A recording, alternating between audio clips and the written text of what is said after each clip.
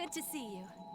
Alright there, Revenants, welcome back to Code Vein in the Road to 100, and today, the co-op kind of idea is still going to continue. However, I will be going solo here, as Chaos Wolf is otherwise unavailable to join us for the remainder of the run. So I will be continuing to discuss co-op things. However, we will be tweaking most of the builds and everything that we're going to be running to be more solo focused, since I'm going to be running solo. So just so you know, that's where we're headed. So for this one, obviously, the Bridge to Glory here would be replaced by Zero Recast if you were playing co-op. And the Veil, I would probably switch to the Venus Claw Alleviated. As you can see here, it gets us at 99.4 if we use this Venus Claw, and since it's alleviated, we are directly under the weight limit, so that would be a perfect choice for us to use, as well as Mind Vitality Up would be traded for Dex and Willpower Up, as well as Blood-Sucking Blades would then be traded for Vigorous Zeal in order to give us a Vitality and Fortitude of C+. And since Zero Recast requires a Vitality and Fortitude of C+, that's where Vigorous Zeal would put us over the edge. However, for this entire build setup here, it's all based around the Azure Greatsword here and its blocking capabilities. When you have Blood-Sucking Blades active, you'll notice here that you have a drain rating of 1.7, almost 100 block across the board for everything, and so we have Steady Bulwark and or Guard Booster at any one time that those are active. They will give us 100 block across the board. So then we have Guard Drain rating up, so we will be up over 2 I-Core every attack that any enemy does to us at any one time. We will be recovering tons and tons of I-Core just by blocking. So here, the solo version, we will not have instant cooldowns based on our weapon strikes here. However, we will have a higher damage value to make up for the fact that we are losing another sword on the battlefield here. And we will have Blood-Sucking Blades to assist us in not having 2 players recovering I-Core at one time. So without further ado, let's go ahead and get everything going here. And you can see that we have just enough I-Core to get everything up and running before we get into the enemies, and we are able to put the damage out on the enemies, not by any kind of special amount of damage, but just the fact that we are able to attack the enemy so much. And like these guys, they are perfect for recovering I-Core. As you can see there, there's an incredible amount of I-Core that they are able to generate. But the bayonet users and everything, since they are doing inhibit along the way, whoops, that is kind of a very, very big no-no for us. Oh, okay. And you can see that as we are going to be blocking most everything along the way here, the idea that we're able to okay, this guy is just being annoying. Oh, okay, and he shoved us off the edge. That is most unfortunate. But you can see that we really don't have a whole lot of serious problems with our damage or our I-Core recovery or the speed of our gifts and what have you. So everything works as it should, except the fact that we are going solo right now, and as a co-op setup, this is an incredible amount of damage that you can actually get out on the enemy, just because of the fact that you have 2 heavy swords running at all times. And since we have Deliverance as well, we are able to constantly have our partners having life heal, essentially, because there is no problem for them. And because our gifts come out exceptionally quick, we're able to eliminate enemies very, very fast. Okay, he hit right over our head. And of course he's doing all of the attacks that that do damage to us even while we are blocking. Okay, so that is most unfortunate there, that all of that is happening in that way. Okay, and so now let's just go ahead and get a move on here with these fellas. Okay. Nope, I want this one. And now this is, you know, a problem that we are, and that is where Deliverance would definitely have helped us significantly. Oh, okay. And because these enemies do inhibit, having Deliverance along the way is absolutely crucial to making the co-op build set of this actually happen. And as you can see, it fails pretty miserably when you are solo and you are running alone, because then the only thing you have running for you is your own Deliverance for your AI co-op partner. And instead of having you know, both Deliverances running at the same time, it makes for a very dangerous kind of setup here for the solo. Okay. And as you can see, the accelerated gift speed here on everything makes for an incredible method here to go for big damage all around. Okay, let's go for this fine specimen here. Okay. Okay, of course he's gonna do that attack. Okay, and since we have blood-sucking blades, we are definitely able to, you know, actually take out the enemies very, very easily with our iCore recovery as well. And we are able to, you know, get back tons and tons and tons of iCore just because of that fact that we are able to, you know, recover as much iCore as we can at the moment, which is really, really great, because a lot of times you can't. Okay, ouch. Okay, and let's go ahead and get a couple of things going here. We have to get rid of this character. Okay. And as you can see, we have enough iCore recovery just in what we are doing at the moment, just to make sure that we always have, you know, high enough iCore values to make sure that all of our gifts are coming out when they actually need to come out. So very, very good. It operates pretty well on its own here as a solo setup, but as a dual setup for co-op, it's absolutely incredible for how all of this operates, because of how the whoops, okay, because of how the co-op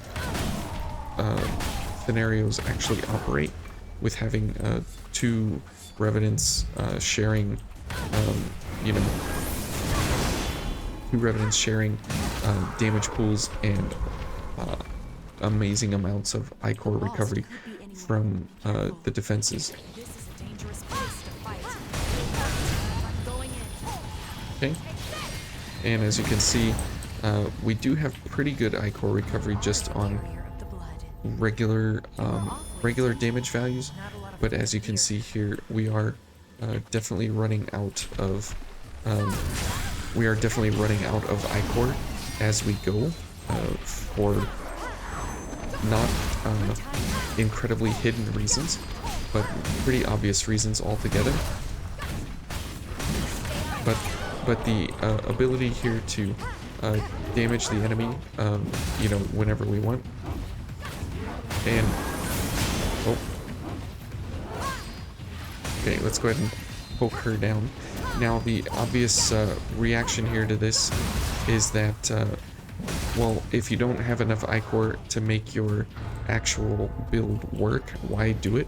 Well, the reality is that the inhibit through here does play into the detriment of this build setup, just because of the fact of how all of your gifts are running typically all at the same time. But you'll see here with these fellas that if we are able to block effectively during each of these engagements here with them, it is very, very, very, very beneficial to us. Okay, we'll knock both of them up. We'll get that fella. And as you can see here, that guy hit us one time, and we were able to recover tons of ichor just because of how we were getting that block attack, and we were right back up to full ichor. So getting those block attacks is very, very, very impressive when you are able to, you know, I mean, we can take like 1 or 2 blocks, but we can't take an incredible amount of blocks before we have to remove our inhibit. So keep that in mind as you go for this setup here. And again, with the with the Venus Claw, what we would be going for would be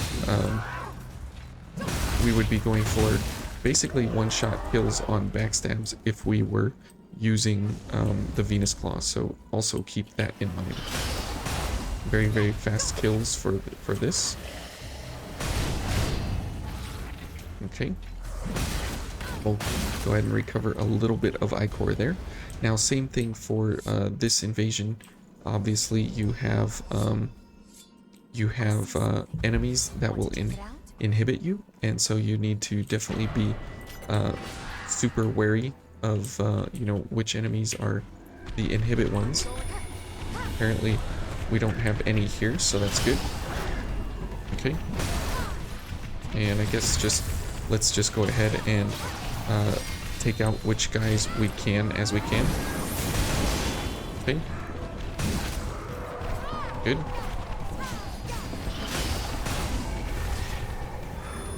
Okay. And this one we definitely have to worry about. Whoops. Okay. Apparently I was a little bit underwhelming there at the moment. But these enemies are extra dangerous, right? Because they do have the inhibit that you need to watch out for. Oh. Ouch. And there's one of the attacks. Okay. Let's go ahead and poke her down. And we'll go for an attack here. And this guy, we can go for some block action here a little bit.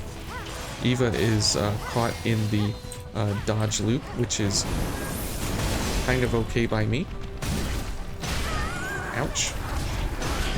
Ouch. Okay. Yep, that's fine, Eva. Let's go ahead and block that. Okay. We'll get rid of that guy. Now our steady bulwark is on cooldown, which is not too great.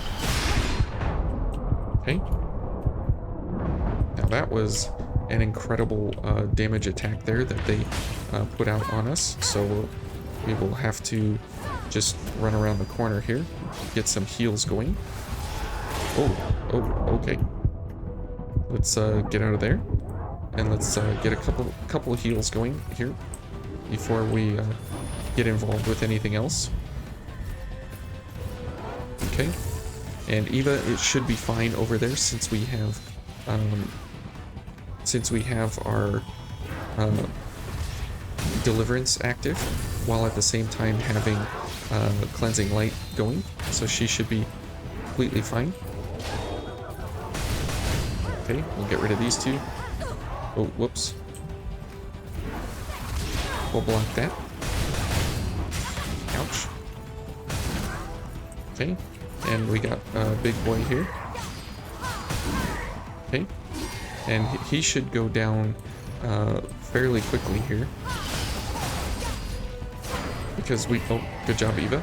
Because we can block pretty much everything that he has. He does have a few unblockable attacks, but this entire build setup here does work, I would say, average to good for a solo operation.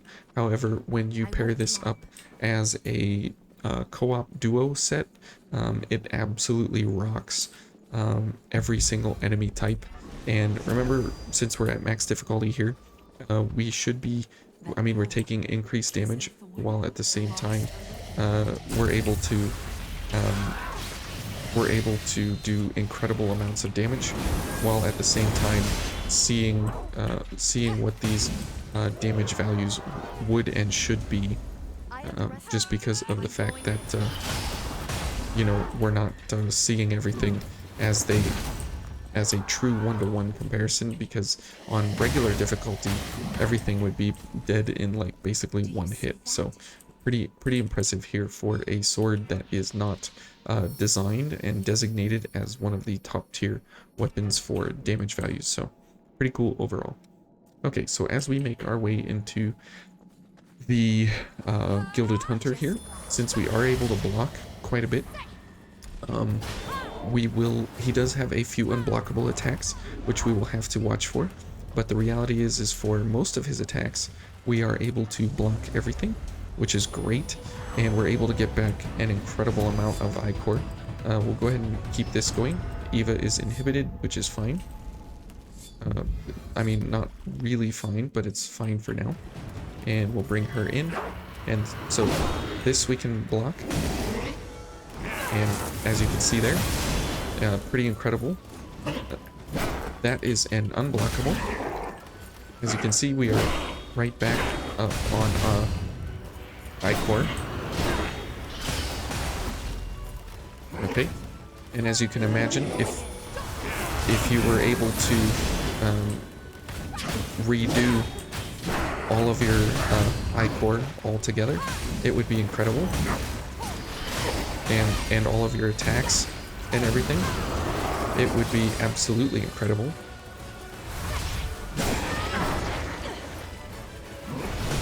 Okay, almost got him. Okay.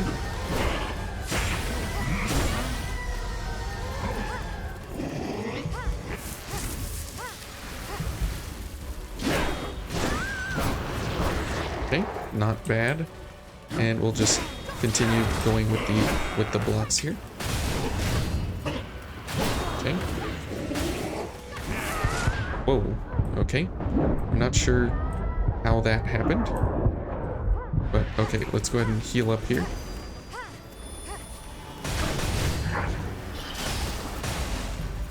All right. Man, he is really hard up for Eva today, which is really weird. Okay.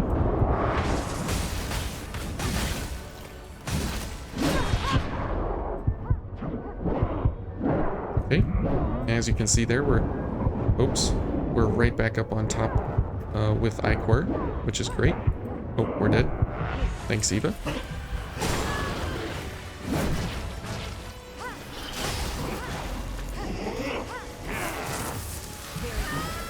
Okay. Ouch. Okay, and we're dead.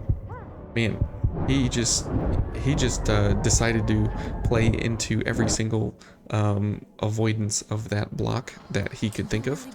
And typically you don't bring Eva to this fight, but the extra speed increase of gift prowess makes it worth it.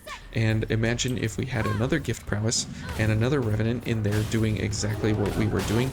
By the time I got him to halfway, he would be already dead, just because of how fast two Revenants at the same time would be damaging him. So it would be absolutely incredible to watch that, but as you can tell, we're not going for that today. So apologies for that, but that's where we're at, and that's what it is. Okay. Okay.